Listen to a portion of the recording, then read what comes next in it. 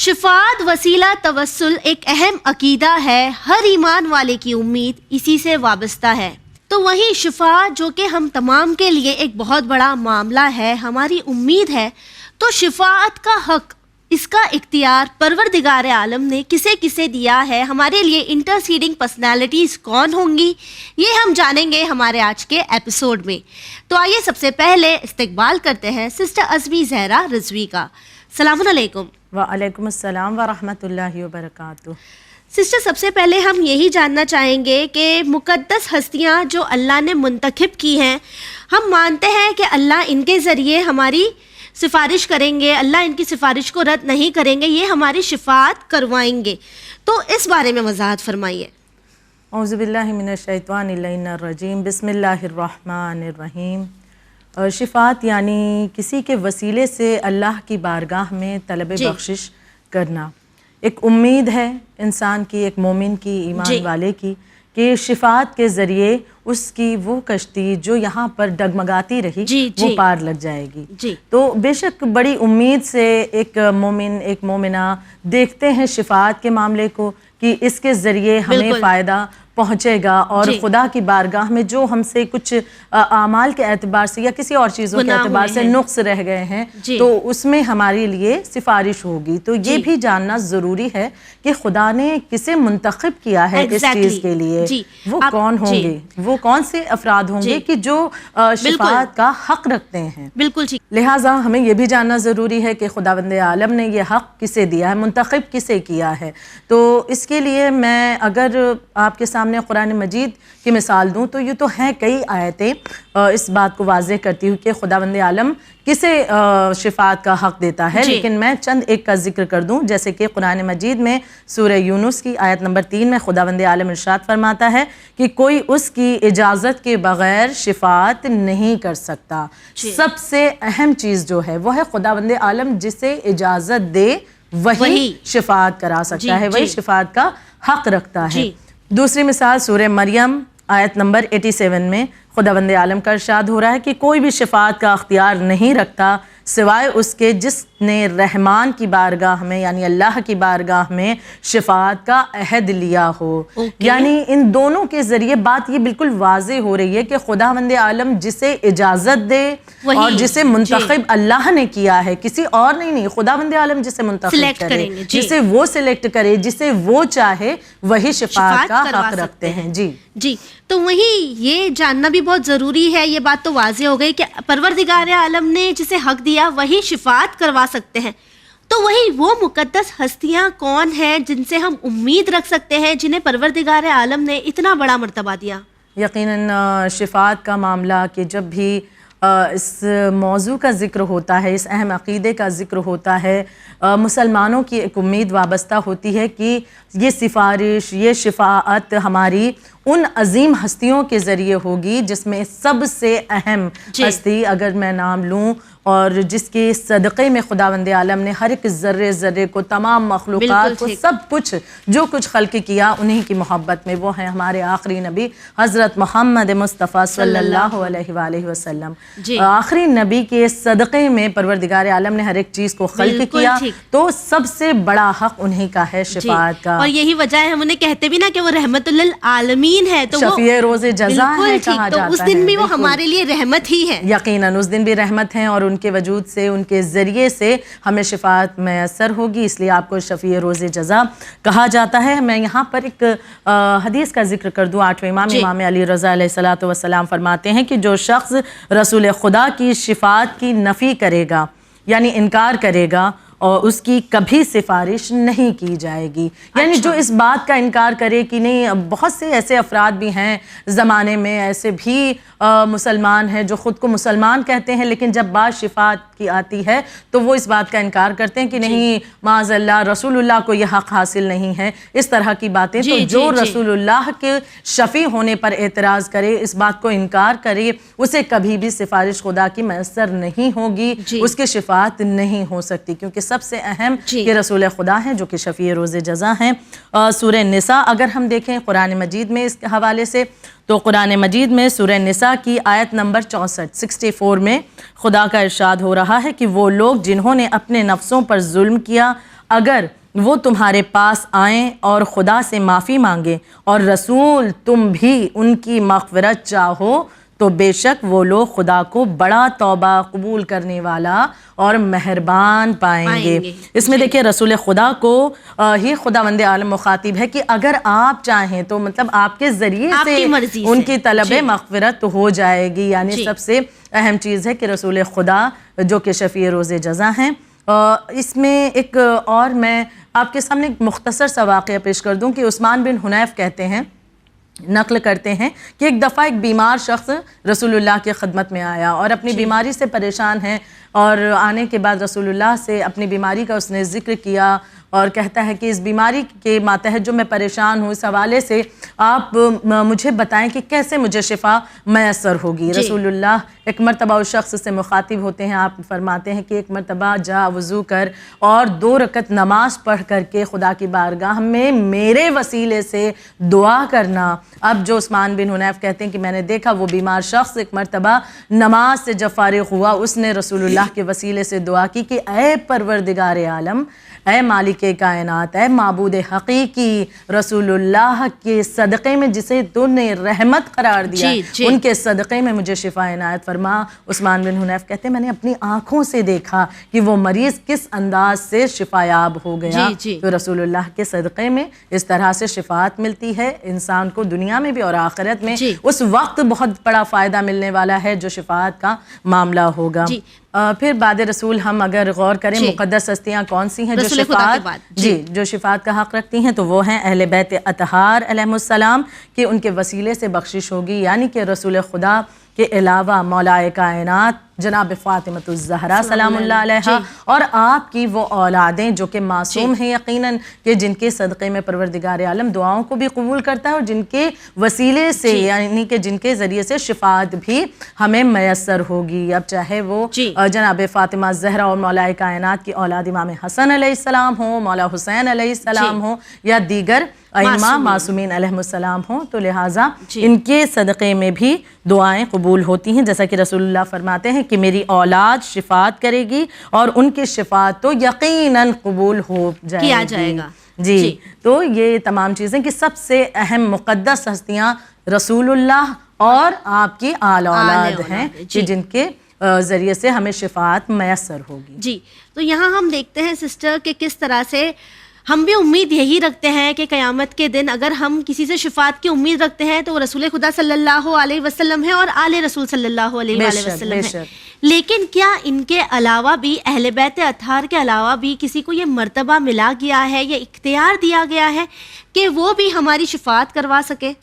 بے شک دیکھیے خدا جسے چاہے، سب سے پہلے جس بات کا ہم نے ذکر کیا کہ خدا جسے منتخب کرے، خدا جسے چاہے اللہ جسے چاہے چن لے جسے، تو وہ شفاعت کرا سکتا ہے۔ تو خداوند عالم کے بارگاہ میں جو سب سے مقدس ہستیاں جن کا بھی ہم نے ذکر کیا رسالت مآب ہیں، اور آپ کے بعد مولائے کائنات جناب زہرا آپ کی آل اولاد ہیں، اہل بیت اطہار علیہم السلام ہیں۔ اب ان کے علاوہ اگر ہم بات کریں وہ اور کون سی مقدس ہستیاں ہیں کہ جن کے ذریعے شفاعت ہمیں میسر ہوگی، کہ جو شفاعت کرا سکتے ہیں، اس کا حق اللہ نے ان کو دیا ہے، تو اس میں انبیاء کرام کا بھی ذکر ہے کہ دیکھیے 1,24,000 انبیاء پیغمبر، تو اس میں تو رسول اللہ بھی شامل ہیں، لیکن رسول خدا ان کی آل اولاد کا ذکر ہو چکا۔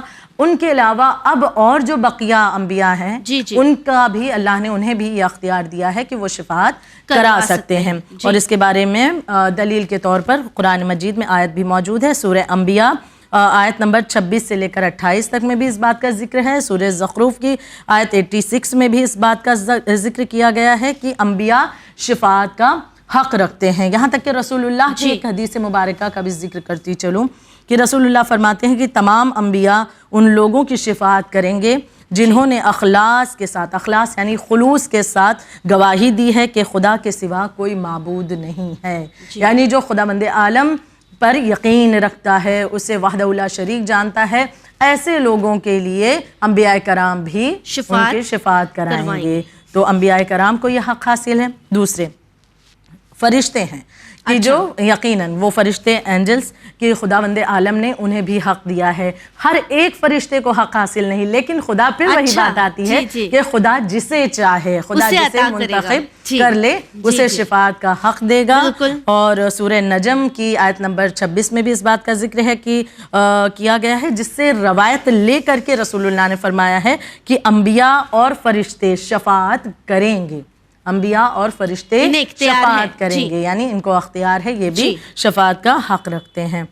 تیسرے وہ ہستیاں جو شہداء اسلام ہیں کہ جنہوں نے اپنی جان کو اسلام کی بقا کے لیے قربان کیا ہے, انہیں بھی خداوند عالم یہ حق دے گا کہ وہ شفاعت کرا سکیں گے. یہاں تک کہ رسول اللہ فرماتے ہیں کہ ایک شہید کو یہ حق حاصل ہوگا کہ وہ اپنے رشتہ داروں میں سے 70 آدمیوں کی شفاعت کرا سکے گا.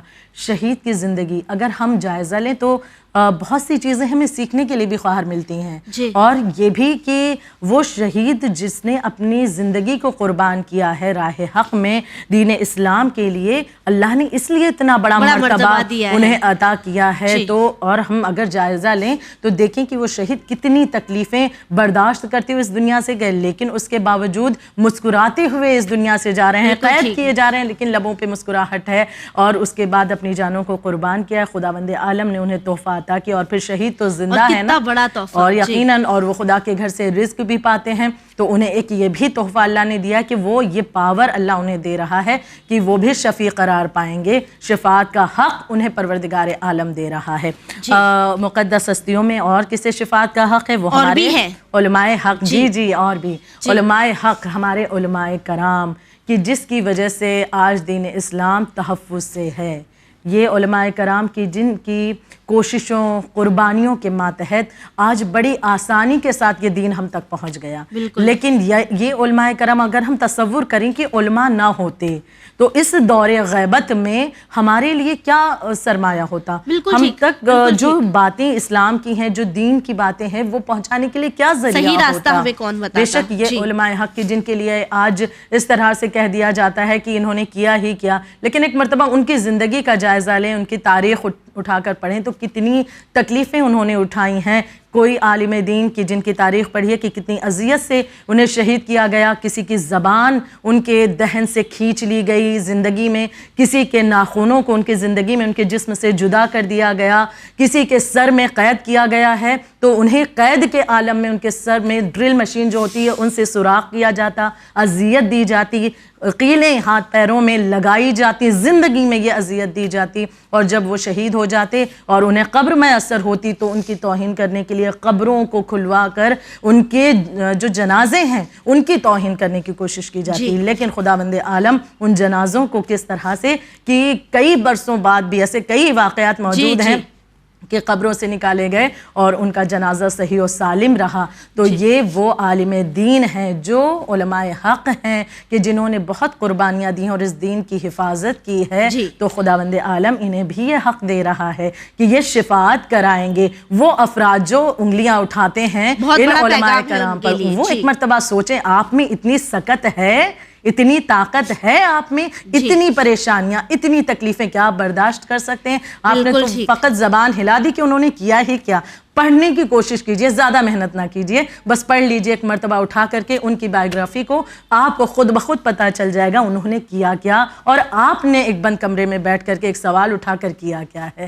تو علماء حق کی جنہیں اللہ نے یہ حق دیا, شفاعت وہ کرا سکتے ہیں. ان کے علاوہ قرآن مجید کو جو سیکھتے ہیں اور حفظ کرتے ہیں, جو حافظ قرآن ہوں گے اور قرآن کو سیکھتے ہوں گے اور اس پر عمل کرتے ہوں گے, انہیں بھی پروردگار عالم یہ حق دے گا کہ وہ شفاعت کرا سکتے ہیں. یعنی صرف سیکھنا ضروری نہیں ہے, اس پہ عمل کرنا بھی ضروری ہے. بالکل بہت ضروری ہے. اور اگر ہم دیکھیں تو بہت سے ایسے لوگوں کی مثال نام لینا ضروری نہیں ہے, لیکن اگر ہم ایک مرتبہ جاننے کی کوشش کریں تو ایسے بہت سے افراد ہیں جنہوں نے قرآن کو حفظ بھی کیا تھا, لیکن جب وہ عمل میں ہی نہیں لائے تو پھر پلٹ گئے ایک ایسی دنیا کی طرف جہاں پر پوری طرح سے گمراہی ہے, بے دینی ہے. تو ضروری ہے قرآن مجید کو حفظ کیا, سیکھا, لیکن ساتھ میں عمل بھی کیا. جب عمل کیا ہے تب حقیقی معنوں میں قرآن مجید کو سمجھنے کا کچھ حق ادا کر سکے ہیں, اس کی تعلیمات کو اپنی زندگی میں لائے. تو اب انہی تعلیمات کو آگے ہم نشر کر سکتے ہیں, لوگوں میں پھیلا سکتے ہیں. ایسا انسان بھی شفاعت کا حق رکھتا ہے. اس حوالے سے ایک حدیث پیش کرتی چلوں کہ مولائے کائنات حضرت علی ابن ابی طالب علیہ السلام فرماتے ہیں کہ پیغمبر کے حوالے سے آپ نقل کرتے ہیں کہ رسول اللہ نے فرمایا کہ جو شخص قرآن مجید سیکھتا ہے، حفظ کرتا ہے اور اس کے حلال کو حلال اور حرام کو حرام سمجھتا ہے اور اس پر عمل بھی کرتا ہے تو خدا اسے جنت میں داخل کرے گا اور اس کے 10 رشتہ داروں کی شفاعت کا حق دے گا جو اس کے عذاب کے مستحق تھے. جو عذاب کے مستحق تھے ان کو ان کی وہ شفاعت کرا سکے گا، یعنی یہ فائدہ بھی پہنچے گا. اور یہاں تک کہ یہ بھی ذکر کیا گیا کہ خود خداوند عالم شفاعت کرے گا، یعنی سب سے بڑا حق تو یقیناً خدا کے پاس ہے. وہ منتخب کر رہا ہے نا ان افراد کو، تو ان کے علاوہ تو خود سب سے بڑا پاور اس پروردگار عالم کے پاس ہے، وہ جس کی چاہے شفاعت کر سکتا ہے. بے شک یقیناً یعنی ہم دیکھ سکتے ہیں کہ پروردگار عالم نے کتنے لوگوں کو شفاعت کا حق دیا ہے. وہیں سسٹر اسی گفتگو میں مجھے ایک بات یاد آئی، میں نے کہیں تو سنا تھا کہ جب ہم کسی کی مدد کرتے ہیں، کسی کی ہیلپ کرتے ہیں اور جب وہ دنیا سے چلے جاتے ہیں، اگر ہم بات کریں مرحوموں کی بھی، تو یہ کہا جاتا ہے ان سے جا کے بات کیجئے، ان کے وسیلے سے شاید دعا قبول ہو جائے، آپ ان سے کہیے، وہ اللہ کے قریب ہے. تو کیا یہ بات بھی صحیح ہے؟ بے شک. اس بات کے حوالے سے میں پہلے ایک روایت کا ذکر کر دوں کہ جو ہمارے وہ مرحومین جو اس دنیا سے جا چکے ہیں اور کچھ ایسی باتیں جو ہماری ان سے کنیکٹڈ ہیں، جڑی ہوئی ہیں، اس بنا پر انہیں یہ اختیار دیا جائے گا کہ وہ بھی سفارش کر سکتے ہیں خدا کی بارگاہ میں، ہماری شفاعت کرا سکیں گے. مثال کے طور پر ایک عام سی بات، پہلے اس روایت سے پہلے اس بات کا ذکر کر دوں کہ ایک عام سی بات لے لیں جو کہ بہت ہی عام ہے، ہم بارہا سنتے ہیں اور بالکل معتبر بھی ہے، کہ والدین کے حوالے سے کہ انسان اگر بہت مشکلات میں ہے، پریشانیوں میں ہے تو دعا کے لیے پریشان رہتا، کہتا ہے ان سے آپ دعا کر دیں، آپ دعا کر دیں. تو علماء یہ مشورہ دیتے ہیں کہ آپ اگر والدین آپ کے زندہ ہیں ان کے پاس جائیے اور وہ اگر آپ کے لیے دعا کر دیں گے تو آپ کی مشکل حل ہو جائے گی. بہت بڑا مقام ہے. اچھا، ہم نے تو آج کے سماج میں یہ ایک عام سی بات ہے کہ ہم نے ماں باپ کو تو سب سے آخر میں رکھا اور ان سے سب سے دعاؤں کی درخواست کر لی، اور وہی والدین جو بہت بڑی رحمت ہماری زندگی میں ہے. بارہا حدیثوں میں اس بات کا ذکر کیا گیا کہ اگر والدین آپ کے درمیان ہیں تو نہ جانے کتنی مصیبتیں، مشکلات، پریشانیاں آپ سے خداوند عالم پہلے ہی دور کر دیتا ہے، اور آج ہم انہی والدین سے دور رہنا اپنے لیے فضیلت سمجھتے ہیں. بہرحال اب والدین سے زندہ ہیں تو دعا کیجئے. کسی نے کہا کہ والدین زندہ نہیں تو کیا کیا جائے، تو انہیں یہ رائے دی جاتی ہے کہ اگر والدین زندہ نہیں ہیں تو ان کے قبر پر جا کر کے ان سے اپنی مشکلات، اپنی پریشانی کا ذکر کیجئے. وہ ارواح، وہ روحیں سنتی ہیں اور وہ جس عالم میں ہیں وہاں پر وہ خدا سے آپ کے لیے دعا کریں گے، سفارش کریں گے، تو خداوند عالم ماں باپ کی دعاؤں کو اس دنیا میں بھی مستجاب کرے گا. تو یعنی یہ حق دیا ہے اللہ نے والدین کے ارواح کو بھی. اور دوسری بات جو میں نے ذکر کیا کہ کچھ ایسی چیزیں جو ہمیں کسی مرحوم سے کنیکٹ کرتی ہیں، ان چیزوں کے عوض میں بھی اسے شفاعت کا حق دے دیا جائے گا. مثال کے طور پر رسول اللہ فرماتے ہیں کہ جنت والوں کی ایک قطار ہوگی اور جہنم والوں کو گزارا جائے گا. تو جو جہنمی ہوں گے وہ ان میں سے ایک شخص جنتیوں میں سے ایک کے قریب آئے گا اور پہچانے گا اور کہے گا کہ تمہیں یاد ہے، یعنی ایک جہنمی جسے اس کے گناہوں کی بنا پر سزا مل چکی ہے، اب جب وہ جہنم کی طرف لے جایا جا رہا ہے، وہ جنت والوں کی قطار دیکھے گا. رسول اللہ اس بات کو فرما رہے ہیں. تو وہ جہنمی ایک مرتبہ جنتی کے قریب آئے گا، کسی کو اس نے پہچانا ہے، قریب آئے گا اور کہے گا کہ تمہیں یاد ہے کہ جب تم پیاسے تھے تو میں نے تمہیں پانی پلایا تھا. تو یہ کہے گا ہاں مجھے یاد ہے. تو یہ کہے گا کہ پھر میری شفاعت کرا دو، میری شفاعت کرا دو. اس وقت پروردگار عالم اس جنتی کو یہ حق دے گا کہ وہ اس گنہگار کی شفاعت کرائے. یعنی کہ جو ہم آج اچھائیاں کر رہے ہیں نا، نیکیاں کر رہے ہیں، یہ سب وہاں پر کام آنے والی. یعنی ہم کو یہ حق دے گا پروردگار عالم کی ایسے کسی کے کام ہم اس دنیا میں آ سکے، اور جو اجر و ثواب ہمارے لیے جزا ہے وہ تو اپنی جگہ ہے. بالکل ٹھیک. یعنی ہم جیسے حقیر کو بھی پروردگار عالم اس موقع پر یہ حق دے گا کہ ہم کسی کی شفاعت کروا سکتے ہیں. یعنی کہ کسی کی مدد کرنا, کسی کی ہیلپ کرنا, جو چیز ہم کبھی کبھی سوچتے ہیں نا, ارے یہ مجھے ہی کیوں کرنا ہے, مجھ سے ہی کیوں امید رکھتے ہیں کہ میں ان کی مدد کروں.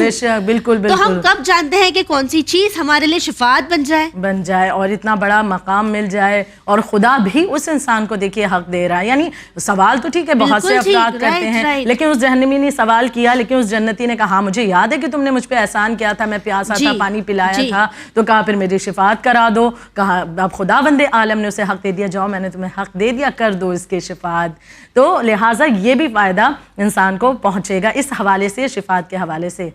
جی تو وہی اسی بات سے میں یہ بھی جاننا چاہوں گی کہ ہم جو نیکیاں کرتے ہیں, تاکہ پانی پلانا بھی تو ایک نیکی ہی ہے, نیک کام ہے, تو ہماری نیکیاں کس طرح سے ہماری اپنی شفاعت کروائے گی؟